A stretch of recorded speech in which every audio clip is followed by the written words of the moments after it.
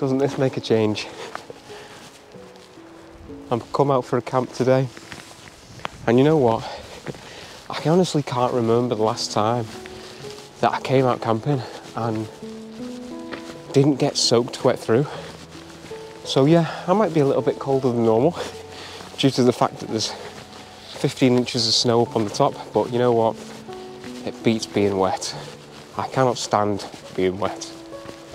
So today, I've come out to the Lake District, my stomping ground, the territory that I'm most comfortable in, and I've decided to try and find a little pitch up on the top of High Street. So I'm going to be going up on the Horseshoe, and that is up over the Long Stile, onto Racecourse Hill, High Street, and then down onto Kirkstone Pike. And I'm going to try and find a pitch somewhere between High Street and Kirkstone Pike, and if it's not too bad, there are a couple of extra Wainwrights up there that I'd like to tick off, so if we can get to them and manage to tick them off, I'll be happy.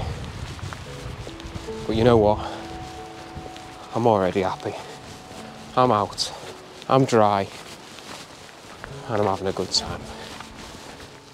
I've not done this route before, so it's all new to me, but I have done a lot of research on it. I know where the tough sections are, especially in snow and conditions like this, and I know that I'll probably need some micro spikes at some point. I haven't put them on yet, but I think I'll have to put them on at some point, so they're at the top of my bag, ready to grab quickly when I need them. I've had such bad luck recently with weather, from the forecast just getting it totally wrong to just getting hammered by wind. A couple of weeks ago we went to the Ogwen Valley in Snowdonia, and I'll drop a little clip of that now.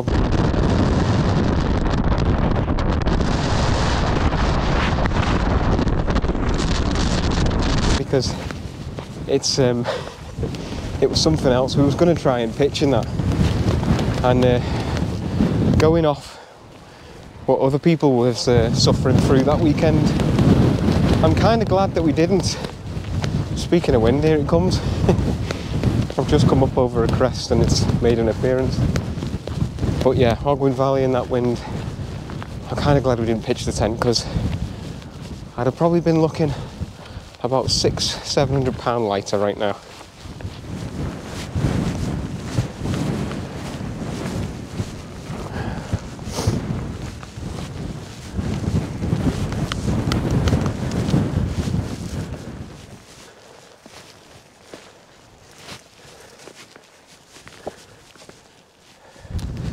So this section here is the start of Heron Crag, and it's quite technical. You've kind of got to go around the edge here. One false move here and you're straight down the side. And with a bag on that weighs 10 plus kilos, nothing's going to stop you. Okay, so Heron Crag, let's go.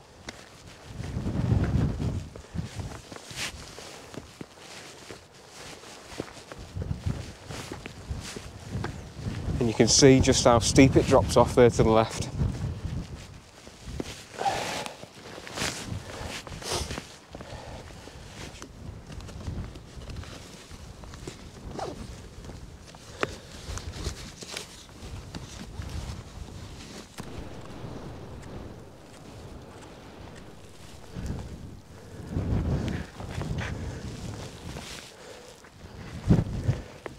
Okay, up over Heron Crag and up over Eagle Crag, and we reach another plateau.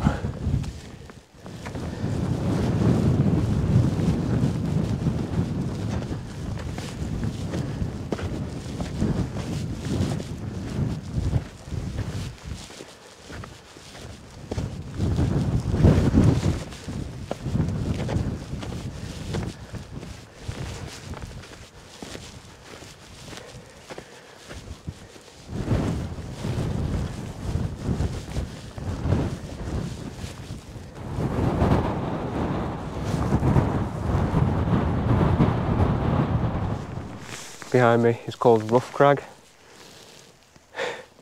I think I'm gathering why it's got that name. There's a lot of ice here on the way up, so I think I'm going to put my spikes on before I go over this, because one slip here could really do some damage. Look at that view behind me though. You can see right over to Haweswater, right the way around up to the dam side. I'm out of the wind now, but you can see how fast these clouds are moving. There is a lot of wind up top, a lot more than it said there was going to be. So still going up, but it might be a judgment call when I get there to decide where we're going to pitch.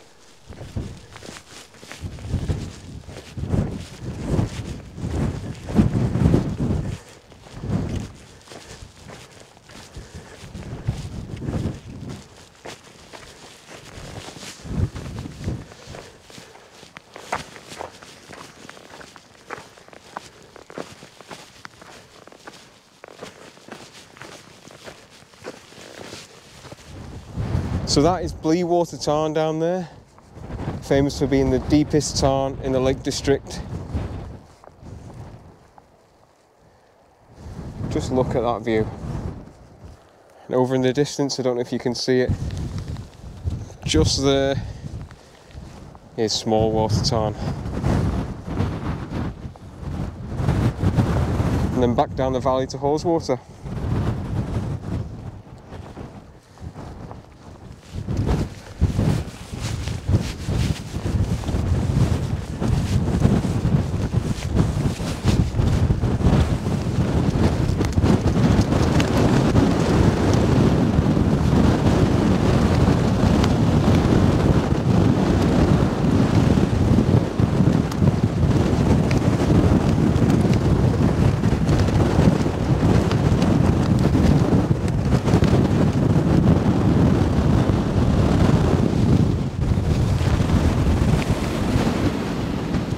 That wind has really picked up, and I'm about to start probably the steepest section of this climb. So the wind's coming from the left, and I'm going to go up on the right hand side, hopefully try and get out of the wind. Okay, but I know for sure when I get to the top, if the wind is as bad as it was in that last section, I can't pitch a tent in that. There's no way, it'll just destroy it. So I'm going to try and stick to the right hand side of this and stay as much out the wind. But high street, with winds like that, there's no way I'm pitching a tent in it. So my options are to stay here, lower down, but I've got about 2 hours before the sun starts to go down, or I can go up and across Kirkstay Pike and try the other side. That's probably about 2 hours away, but I can't stay here.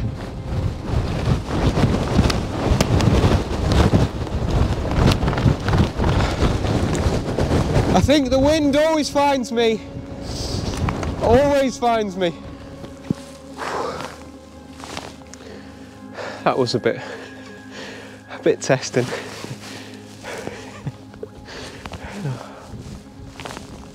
So I've got the poles back out. snow is much deeper now, and the grip is actually not so bad. Grip's pretty good. So my watch says I'm about 100 meters altitude from the top and about 700 meters in distance to go. But you can see behind me, I'm in a bit of shelter from the wind right now, but you can see behind me how fast those clouds are moving over the top.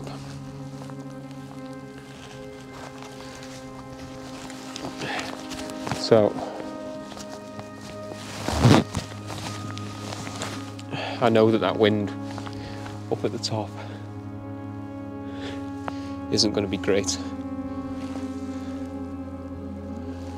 Okay.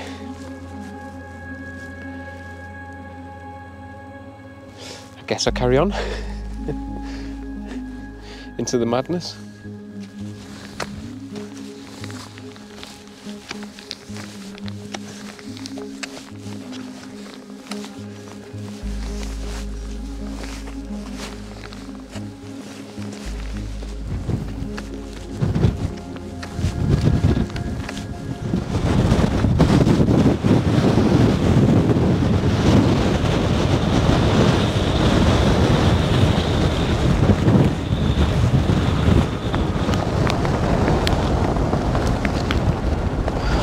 I'm certain that I'm not going to be pitching up there. The wind is too bad and the snow's too deep to make enough progress in time. My plan was to go up and round onto Kirdsley Pike, but I'm not going to have enough time. And I'm literally just going up there to summit, and I've got a heavy pack and this wind is very strong, so I'm going to make the sensible decision and drop that. See, it's clearing now. I've still got a fair way to go. The wind is too much. I'm not going to be pitching a tent up on the top anyway, so I'd just literally be going up, putting myself at risk just to summit, which I've been up there before, and then I'd be coming back down in that wind. So I'm going to make the sensible decision and I'm going to stay lower down and find somewhere to pitch lower down, because I'm definitely not pitching up there. Those winds were not predicted today. But I guess that's just the way the cookie crumbles. So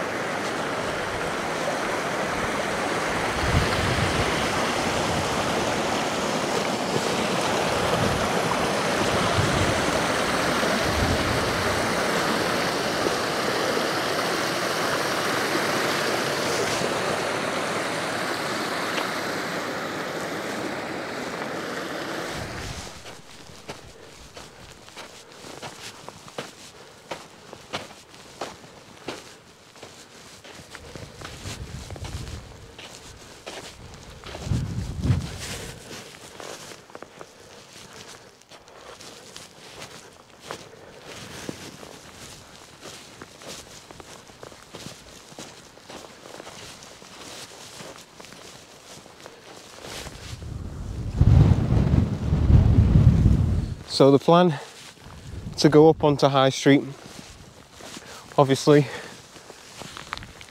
didn't go through, which is fine, because I'm always happy with myself when I make like a choice that puts me in less danger.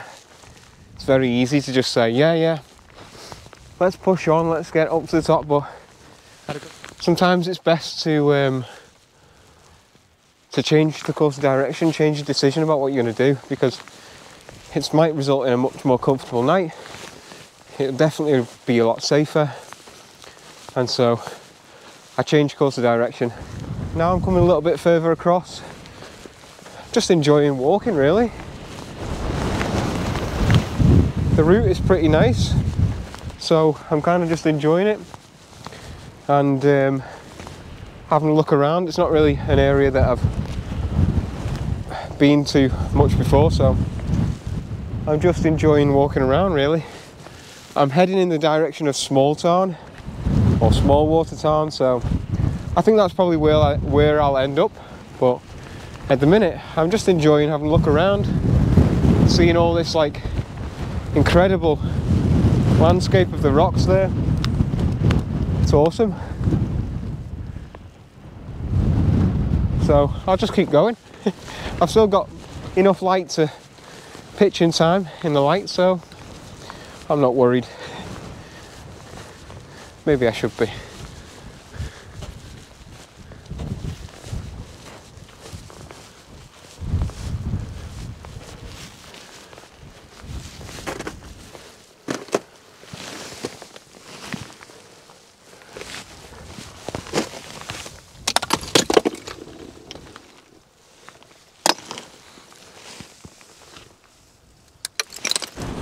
And there you go, there's Smallwater Tarn. I think what I'll do is I'll drop down to where those rocks are there. I've camped there in the past and I know that there's some good pictures there, so that's the plan. I'll drop down there, out the wind, and have a comfortable night. My goal was to come out and pitch in some snow, so I'll still have some success. These are the famous shelters that Wainwright talks about in his diaries. And when he talks about them in his diaries, he says how good they are and how life-saving they could be. But he also talks about the spiders that live in them. And with a strong fear of spiders, I think I'll give this a pass. So now I'm at Smallwater Tarn. I've dropped right down. I'm still in the snow level, but I'm probably around 400, 500 meters altitude. And the plan is to just come round, and just on the edge there seems to be a nice flat section. I'm sure it's no secret of a camp spot, and I'm sure many people have been there, but tonight that's where I'm going to be.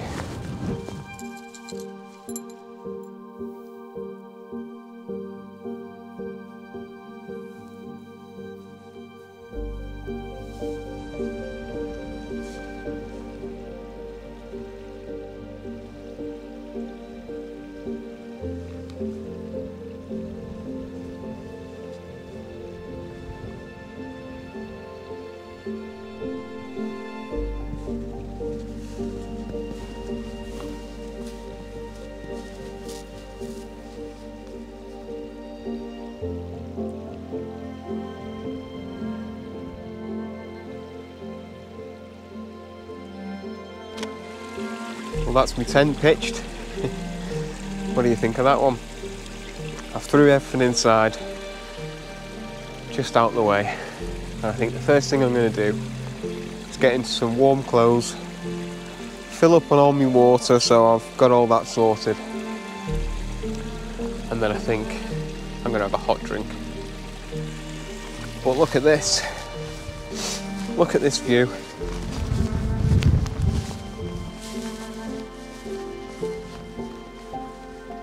Awesome. There's hardly any wind here.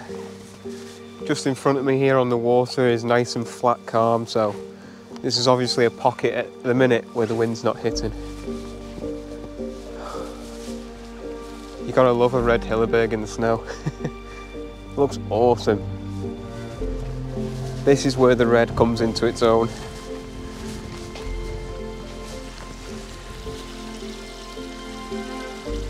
Yeah, that looks mint.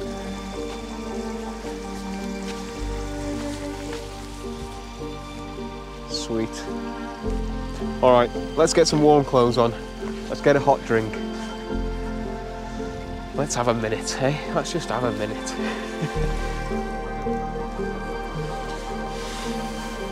So, I've literally threw everything into the tent, got the stove on and got myself a hot drink just to warm up. I was a bit disappointed that I had to come down off the top, I'm not going to lie, but it wouldn't have been enjoyable in them winds. But you know what, I've got a really nice view in front of me and there's some colour in the sky over there, so I'm quite happy here, quite happy.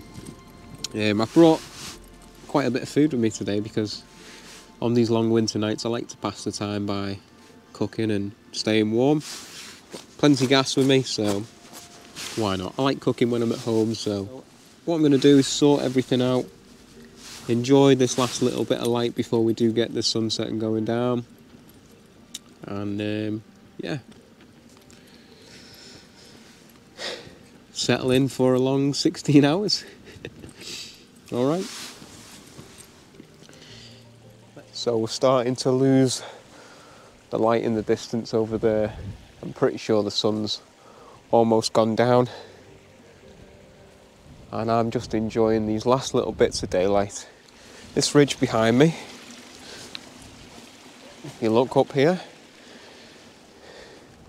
when you follow Small Water Tarn round the back and you go up there, it takes you to Mardale Ilbel. So it's about 7 PM. And I've had a few cups of tea. I've warmed up a considerable amount. I've put my head on the pillow for a bit and fell asleep for about half an hour. So now I'm feeling quite hungry. So I'm going to show you all what I'm doing for food. I'm going to put this camera on my head and let's make some food. What I have here is a little attachment that means that you can use your jet boil whilst also using a skillet. And what it does, as you can see, is just adds a little gap between so that the heat can get out without melting all the plastic on the bottom. Okay? And now I've got that. Just going to move myself a bit across. I can also now use a skillet on it, right? So the skillet can sit on there and the heat can escape where it needs to, okay?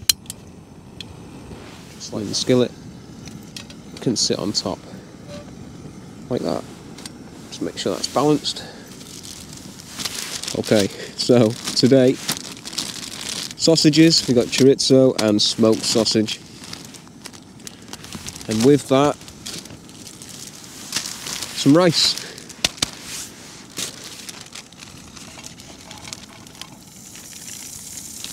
Let's crack that in there. Turn that down a bit, doesn't need to be that hot.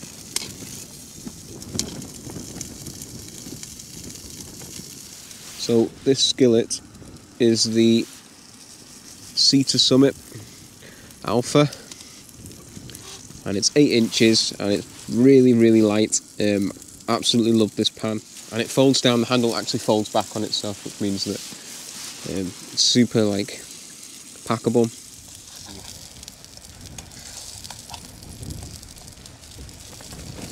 I guess it's kind of like a Spanish tapas night. Yeah. I'll show you how it's looking.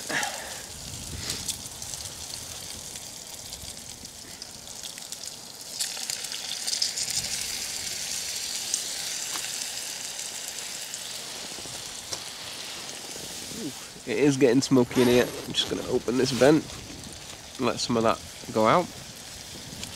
And add my rice.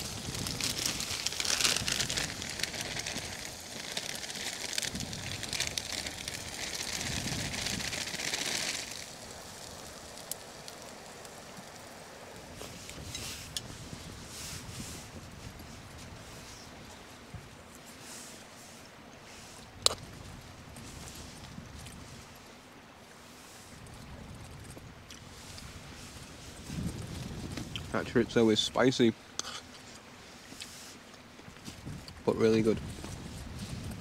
Really good. A load of that. Steaming hot, real cooked food. I actually quite like the dehydrated meals. I think they're quite nice actually. To sometimes bring a little bit of food that just weighs a little bit extra, gives you a proper meal. Yeah, it's a nice little treat. I wouldn't do it all the time, like when I'm trying to be lightweight and stuff. Obviously the hydrated food is much heavier than dehydrated food, so. But yeah, nice little treat. It's about 9:30 now. I've just been watching films on my phone really. I think what I'm going to do is I'm going to get out, go to the bathroom and just double check all the guy lines before settling down for the night. I have double pegged. I always normally bring extra 6 pegs and I always double peg the guy lines. The Hilleberg Akto only has 6 guy lines, so 6 extra pegs doesn't add much weight, but it's just that peace of mind. But I will check out how tight they are, because the wind has actually picked up a little bit and it has been rattling the tent, so I'll check that they're all nice and tight and that we're all set for the night, and then I can get back in and just go to sleep whenever I need to then, without having to think about it. So I'm encouraging myself to get up and get out in that cold and put my freezing cold boots on while I do it, but it needs to be done. It's part of it. I definitely need to go to the bathroom before going to bed anyway, so let's get up, let's get the boots on and let's check the guy lines. Better to be safe than sorry. Boots up, laced. Last thing I want to do is trip and fall out there, because trip and fall or bang my head or anything, go unconscious, whoa, then we're in trouble. Right, let's do this. Needs to be done, has to be done.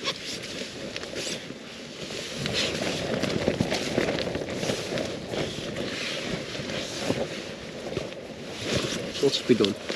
Gloves.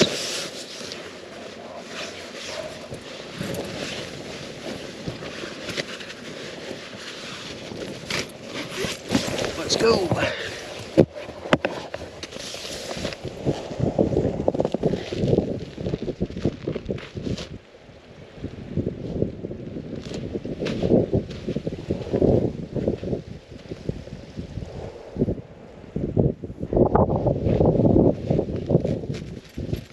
Oh yeah, see,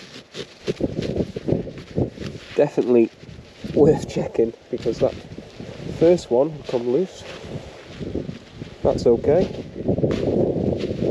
Yeah, they're okay.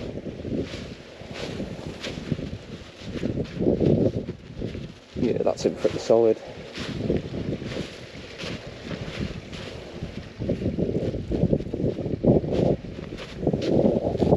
Yeah, see, worth checking it.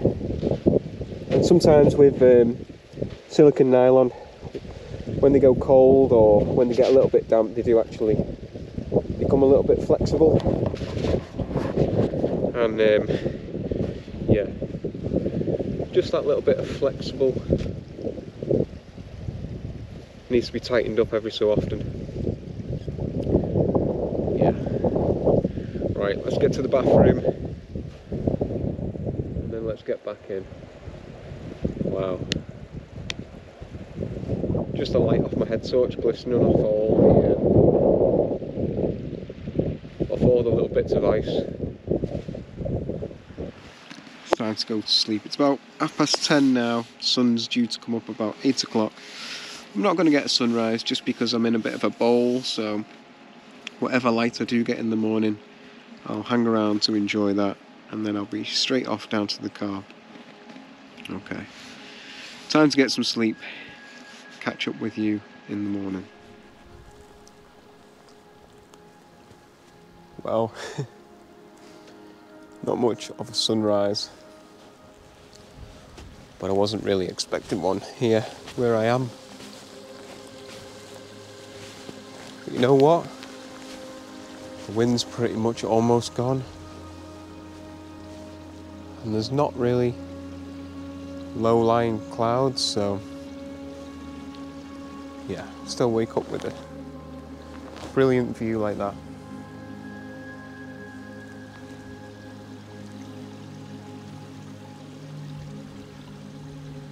Most of my stuff is packed away now, so it's just a case of putting it into my bag inside the tent and then putting the tent down. This tent goes down really fast, so another 15 minutes and I'll be on my way back down.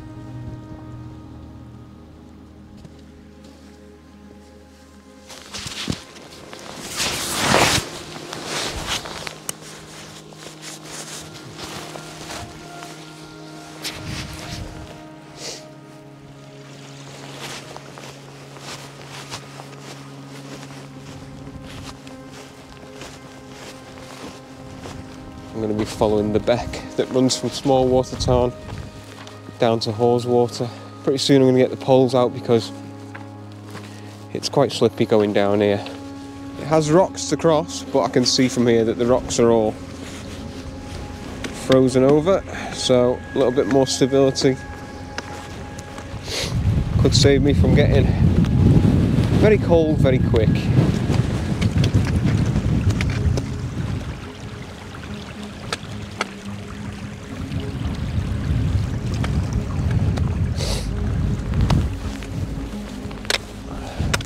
You may not be able to see them on the ridge there, but there's 3 deer right on the edge, having a little feed or something, but they are watching me.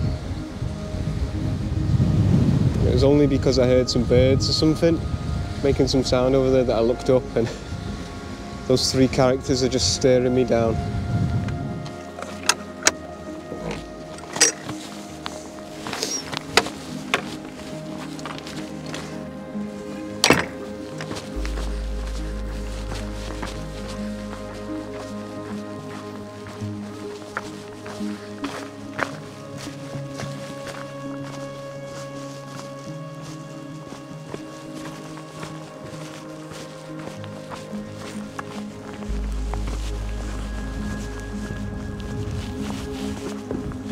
But that is what I went up over yesterday. That's the ridge line, and then I've come down up over the top of this one and then dropped back down, and that's where I camped. And then I've just worked my way down here this morning down to Haweswater and down to the car.